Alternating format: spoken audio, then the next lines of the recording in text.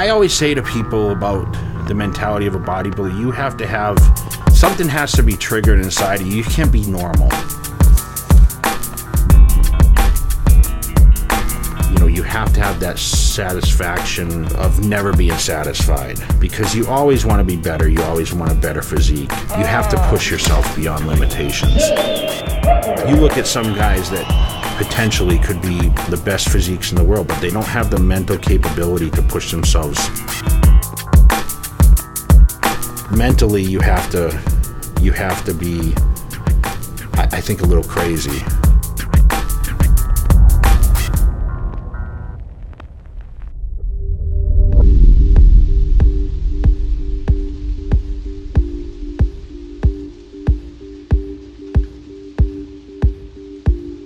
You don't understand the benefits of being a normal person until you look at someone like me who, you know, can't buy clothes off the shelf, can't eat normal places to eat, can't ride in certain size cars, can't ride in certain size airplane seats, going to hotels overseas, staying in small beds, trying to fit in small showers. It's hard to shop, it's hard to go out to eat, it's hard to travel. So, I mean, when you're 290 pounds, it's very difficult to do a lot of things.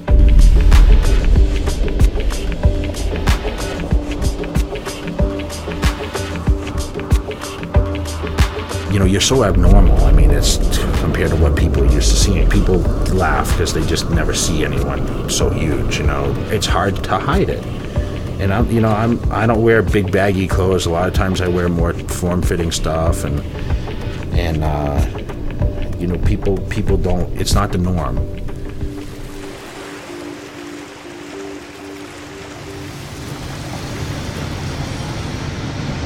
You have certain places where you grow up and you're like, I want to be there. I mean, this is one of those places. I came to Vegas the first time in '97. I fell in love with it, you know. And that was before it was built up even the way it is now. But what other place can you go in 24 hours a day? You just wake up and decide, I want to go do this, or I want to go do that. Like, I want to eat. I want to go work out. I want to go see a movie. You know, I want to go to the supermarket. I want to go eat at this restaurant. You know, it's just, you can do anything you want, pretty much. You can have sushi till 6 in the morning. I don't know any place in the world, really, that's, you know, on a consistent basis that you can do that stuff. I like the fast tempo of Vegas. I couldn't live in a slow environment. People always ask me, you ever going to move back to I could never go back to the slow pace, you know. People ask me, how do you train and focus in Vegas when there's so many outside things pulling at you? And I think that I thrive on that. I love to be able to know that most people can't do that. I mean, I love to be able to have that at my fingertips, even though I never take advantage of it. It gives me more drive being in a place that's so actively just crazy, and I'm still so focused on what I do. It's kind of like the opposite thinking a little bit, you know.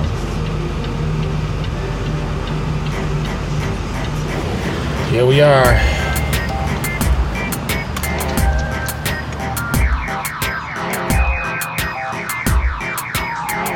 What's up, guys? What up?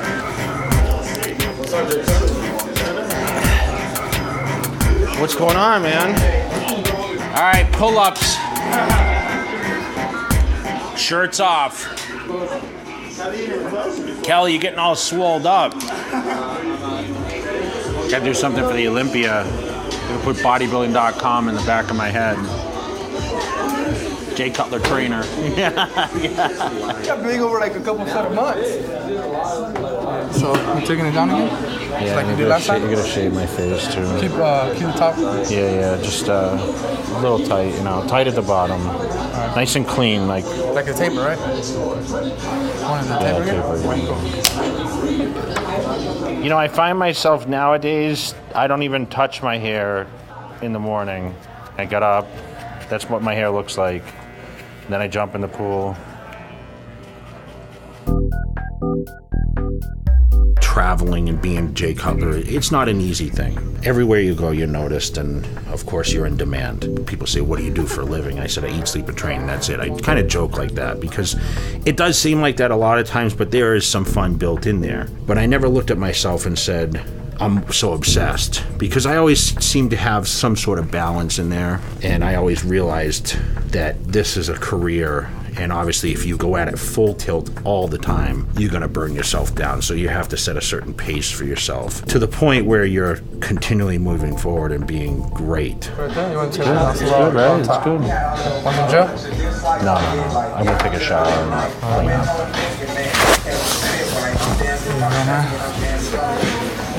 The Olympic chair. We should get it. Larry, I need your help. What's going on with the shirts? I just called Kevin actually, so he is gonna call me back. Everything should be done this week.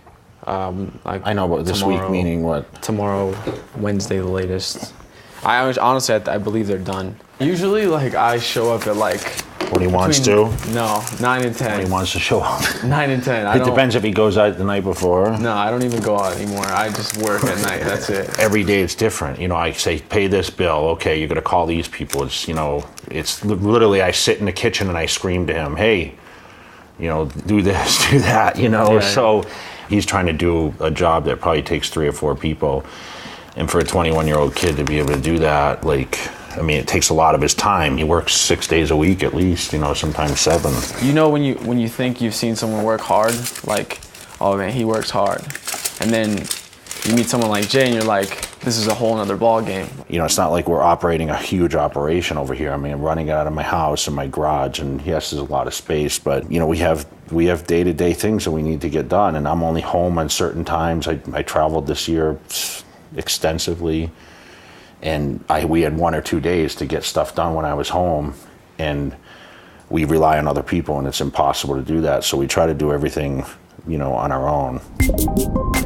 What do I overnight that? I've never overnight anything. I know you like to spend money, dude. I see how much it costs. It costs $35 to send a damn poster. No, it doesn't. What are you talking about? It cost you $35, that one poster cost. No, it didn't. I saw it. Did I not see it? I saw it. No, it didn't cost me $35. I'll show you right now. What did I say about that poster that day? Don't lie. Yes, I did see that it said that. Oh, you said that. I have no choice. That's what they choose. Whoa, what kid was it? A poster in a large box? No, it was a poster. By itself? Yes. And it cost $35? Yes. Okay, I'll pull it up right now. And if it's $35, then you can have my check. Yeah. You can have my whole check. It's gonna come out of your pay. Don't start, Monique. I'm in a bad mood. Even Larry said I came out in a bad mood this morning. I mean, that's the thing. You run with the crew, and there's time when we play and there's time when we work, and this is all business now. I mean, I admit half my life is playtime. 3/4 of my life is playtime. But when it comes down to get the business and the business is now, I mean, we have no time for fun.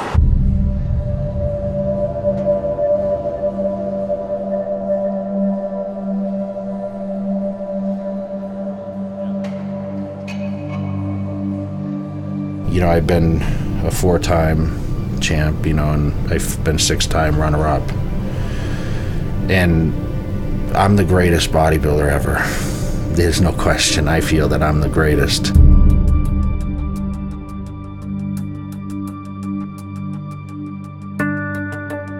I still want to compete at my best, even at the age that I'm at. And, you know, people say past your prime. I mean, I don't know if there's any past your prime. When I'm still competitive, you don't want to think about that. You're not going to go into a show and say, well, I'm past my prime. I'm just doing it for you know, just to stand up there. That's not how an athlete or a champion bodybuilder, you know, trains for a competition or things. They always want to think about winning and being your absolute best.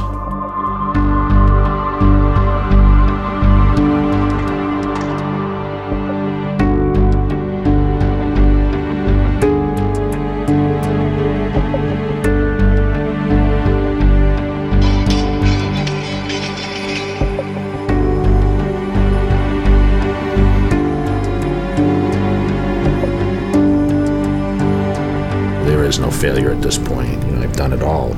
There's never going to be a day that passes that I'm going to step out and people aren't going to know who Jay Cutler is. I don't see it ever happening.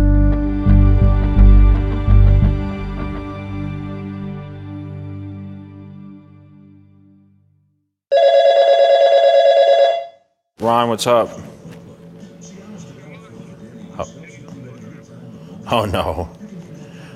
Now I'm back in Vegas for the week, and I think Dave's coming this coming weekend. He's going to shoot some training stuff, and then I shoot with Burnell next week, I think, for some features. Hey, what's the name of that pizza place next to Kaizen? I like more lounge type places like Hyde Lounge at Bellagio. Monique! Or Trist at the Wynn. No, I don't go to strip clubs. I got a stripper pole in my bedroom. I don't need strip clubs.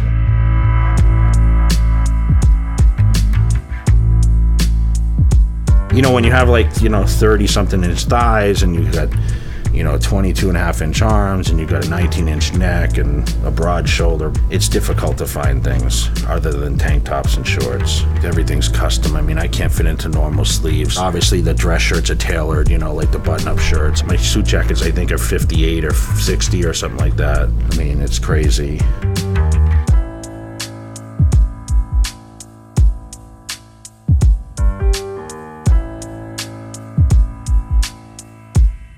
If you look at what's considered an ideal drop to a manufacturer of suits, it's a 6-inch drop. That's the difference between your chest and your waist. I've got some guys that, are fairly serious bodybuilders, and they've got a 10-inch drop. And Jay has 20. It kind of defies the physics of what you can do with fabric, in a constructed sense, to go from here to here. All right, Jay, you ready to go to work? I want stuff tight now, remember. Okay. Okay, so 54, and you were 57. That's a big difference. Feet together. Wow, that's about 5 inches less, Jay. That's pretty serious. I won my first Olympia heavier than I weigh right now. I was competing against Ronnie, 273. I mean, when I came back and won in 2009, I was 254. It's all illusion, 37. Actual thigh, 29. 19. Go ahead and flex. 21 and a half. You've lost a lot of weight, so we're gonna be doing some different things here.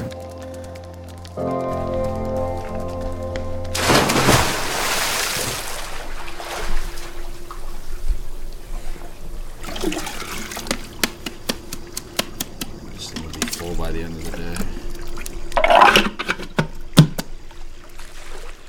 Yeah, it's hard to hide it. That's the one thing about being a professional bodybuilder is where other people can hide, athletes, because, unless they're like real famous faces, you just can't hide the physique. I mean, and the thing is like, a lot of bodybuilders change from on season to off season. Like, I don't change a whole lot. I'm pretty much visible. The hair's the same. The face stays the same, And, I'm a unique look for a lot of the bodybuilders, there's not a lot of huge, big blonde white guys, Oh, look at all those zits. I'm gonna pop them after.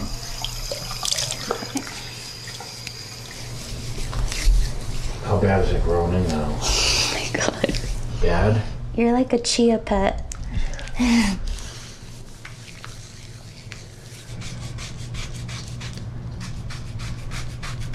I never had hair on my back until I started shaving, that? When I got ready for my first show when I was 18, it's like when I started shaving my back, it's like I turned into a gorilla. Larry told me to do Nair. Let's bust this shot. I'm gonna tell him he has to shave my armpits. Hey, Larry! I need your help! Larry! Dude, I need you to shave my armpits. Oh no. You got it, you're good, she's good. You sure? Yeah. No, look at my armpits. There's nothing in there. My lower back you did too? When you're my size, you never think you're small. Like, I like the way I look now. I'm always in decent shape, and I always check myself out. I never look at my face, though. I mostly look at the physique, I flex the abs and,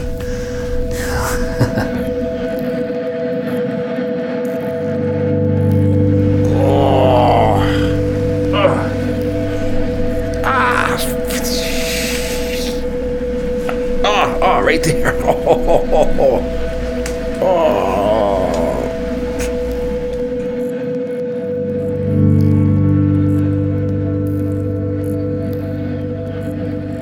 As you've seen the progression, you know, almost 50 years of bodybuilding in the Mr. Olympia competition, you know, we saw the days of Arnold where they weren't so conditioned or so big, and nowadays, I mean, the guys are so big and so conditioned. There's so many variables, and bodybuilding has become so scientific in trying to tune the body in to you know, show the best conditioning with the most size.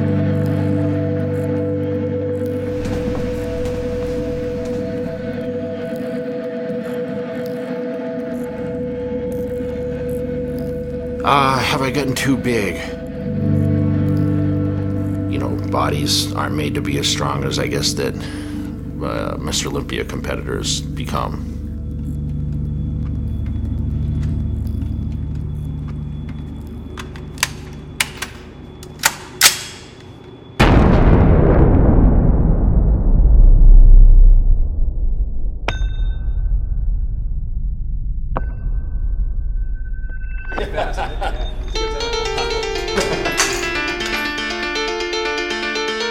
Jay Monique, I'm going to give you a safety briefing before we go on the range. We're going to treat every gun as if it's loaded at all times, even if you know it's unloaded. Always keep your trigger finger off the trigger till you're on target and ready to fire. And always keep the gun pointed in a safe direction. Pretty crazy. If at any time you hear someone call out ceasefire, please stop shooting, take your finger off the trigger, put the gun down on the counter, step back away from it. Put your body weight forward.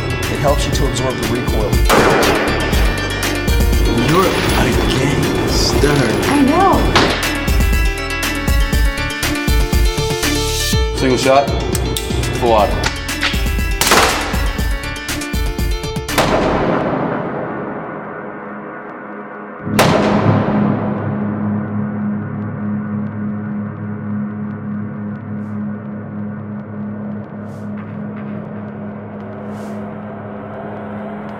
You can never teach anyone training advice.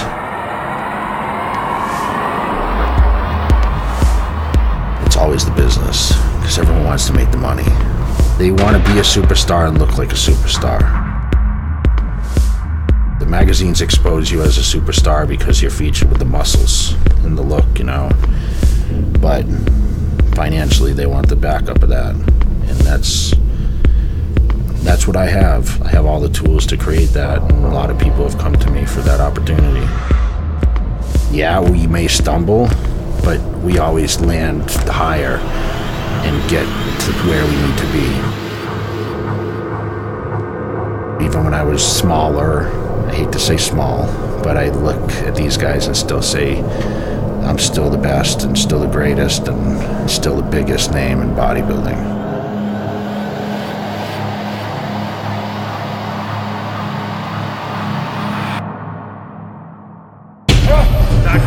Come on. Let's go, Jay. Come on. Suck it up, suck it up, suck it up, suck it up. Mentally, you have to be, I think, a little crazy. People approach me and they say, Jay, what's the secret? What's the secret? What's the secret? I don't like to eat anything. If you ask me what my favorite food is, I don't have a favorite food. I don't look forward to any meal at all. You're a living legend. That's what's amazing about what I do. And I'll tell you, Jay Cutler's the greatest of all time.